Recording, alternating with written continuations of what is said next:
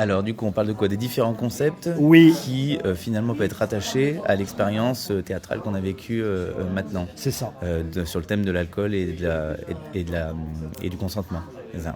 Alors il y a plein de choses. Il y a effectivement déjà le côté psychanalytique ou psychologique qui arrive à la fin lorsque elle a vécu justement ce viol, cette jeune fille. Il faut absolument faire sortir en fait cette énergie qui est à l'intérieur d'elle, à l'intérieur de mots, pour pouvoir commencer en tout cas à s'en libérer. Donc ça c'est le mécanisme psychologique qui est décrit par Freud.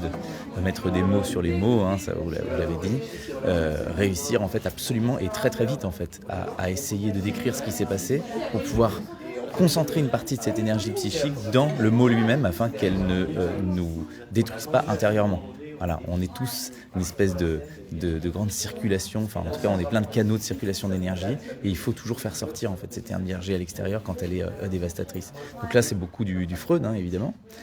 Ensuite il va y avoir Spinoza qui va nous aider à prendre conscience des causes qui nous déterminent. Voilà. Lui il est pour un déterminisme total, donc c'est ce fameux mécanisme dont vous parlez. On est tous sujets à des mécanismes, en fait on est dans une forme de monde complètement déterminé, ce que les scientifiques décrivent. Et en fait, cette espèce d'illusion du libre arbitre qu'on aurait contre les mécanismes de la nature, Spinoza, il le réfute justement.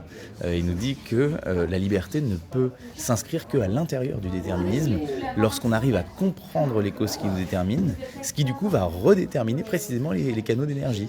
Et là, les choses malsaines qui se passent en nous, en fait, on va s'en libérer naturellement parce qu'on a mis le doigt dessus, parce qu'on les a comprises.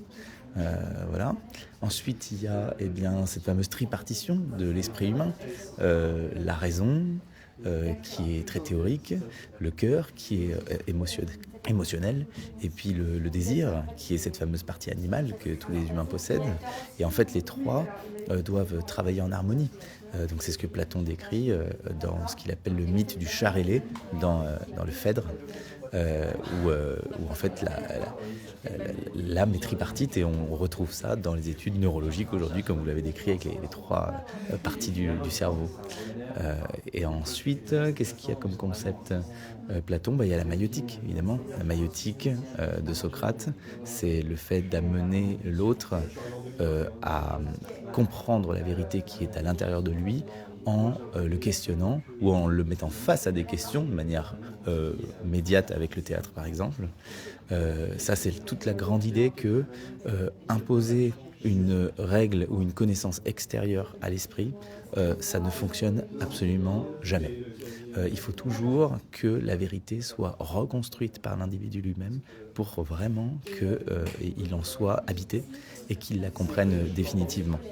Et d'ailleurs, et là je vais boucler la boucle, on va revenir à Freud, le fait d'appliquer comme ça une règle extérieure par exemple la menace, la crainte, etc., en fait ça va amener à toujours plus de refoulement.